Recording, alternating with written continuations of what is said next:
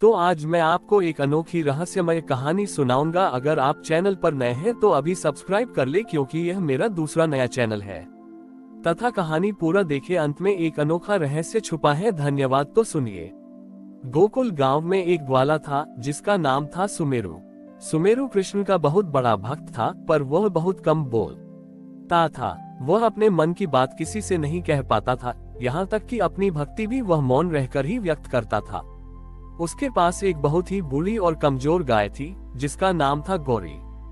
गौरी किसी काम की नहीं थी और गांव के लोग उसे बेकार कहकर सुमेरु का मजाक उड़ाते थे। जन्माष्टमी का त्योहार नजदीक था और हर कोई कृष्ण को खुश करने के लिए तरह तरह के उपहार खरीद रहा था। सुमेरु भी चाहता था कि वह अपने कान्हा के लिए कुछ करे, पर वह समझ नहीं पा रहा था कि क्या करे। उसके पास न तो धन था और न ही कोई कला। वह बस अपनी बूढ़ी गाय गौरी को लेकर रोज कृष्ण की मूर्ति के सामने खड़ा हो जाता था। वह न तो कोई भजन गाता था, न ही कुछ बोलता था, बस अपनी आंखों से कृष्ण को देखता रहता था। एक दिन जब जन्माष्टमी का दिन आ गया और सभी लोग नंद बाबा के महल में उपहार लेकर जमा हुए, तो सुमेरु भी अपनी बूढ़ी गाय गौरी को लेकर वहां पहुंच गया। लोग उसे देखकर हंसने लगे। देखो, यह अपनी बूढ़ी गाय को लेकर आया है, या ये कृष्ण को अपनी गाय भेंट करेगा। सुमेरु ने किसी की बात पर ध्यान नहीं दिया। वह बस कृष्ण की मूर्ति के सामने खड़ा रहा और अपनी आंखें बंद कर ली। उसने मन ही मन सोचा, हे कान्हा, मेरे पास तुम्हें देने के लिए कुछ नहीं है, पर मेरी यह गाय गौरी, जिसने अपनी पूरी जिंदगी हम सबकी सेवा की है, आज बहुत कमजोर हो गई है। मेरी यही इच्छा है कि तुम इसे अपना लो। सुमेरु का मौन प्रेम देखकर कृष्ण ने एक अद्भुत लीला रची। जब कृष्ण का जन्म हुआ और सभी लोग खुशियां मना रहे थे, तभी एक चमत्कार हुआ। सुमेरु की बूढ़ी गाय गौरी अचानक एक दिव्य गाय में बदल गई। उसका शरीर चमकने लगा और उसके चारों ओर एक अद्भुत प्रकाश फैल गया। जब कृष्ण को पालने में लिटाया गया तो कृष्ण ने सभी कीमती उपहारों को छोड़कर उस दिव्य गाय की ओर देखा। उन्होंने उस गाय के पास जाकर उसके माथे पर अपना हाथ रखा। उस गाय ने कृष्ण के चरणों को अपने जीभ से चाटना शुरू कर दिया। ये देखकर सभी लोग समझ गए कि सच्ची भक्ति दिखावे में नहीं, बल्कि मौन और सच्चे प्रेम में होती है। कृष्ण ने सुमेरु के मौन प्रेम को स्वीकार किया था और उसकी बूढ़ी गाय को एक दिव्य गाय में बदल दिया था।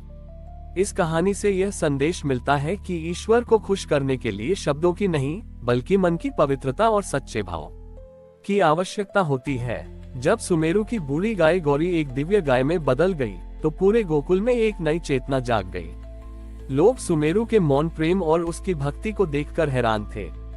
नंद बाबा ने सुमेरु को गले लगाया और कहा, तुम्हारे मौन में जो ज्ञान छुपा था, वह हम सबने आज देखा। तुमने हमें ये सिखाया है कि भक्ति शब्दों की मोहताज नहीं होती। सुमेरु ने अपनी आंखों से सभी को धन्यवाद दिया। वह अब गोकुल में केवल एक ग्वाला नहीं, बल्कि सच्ची भक्ति और मौन प्रेम का प्रतीक बन गया था। उसकी गाय गौरी, जो अब दिव्य थी, हर दिन इतना दूध देती थी कि पूरे गांव की जरूरतें पूरी हो जाती थीं। उसका दूध इतना स्वादिष्ट और पौष्टिक था कि उसे पीने से बच्चों का स्वास्थ्य सुधरने लगा और बूढ़े बुजुर्गों में नई शक्ति आने लगी। एक दिन गांव में कुछ व्यापारी आए। उन्होंने देखा कि गौरी गाय इतना दूध दे रही है, तो उन्होंने सुमेरु से कहा, हम तुम्हें बहुत सारा धन देंगे, तुम हमें ये गाय बेच दो।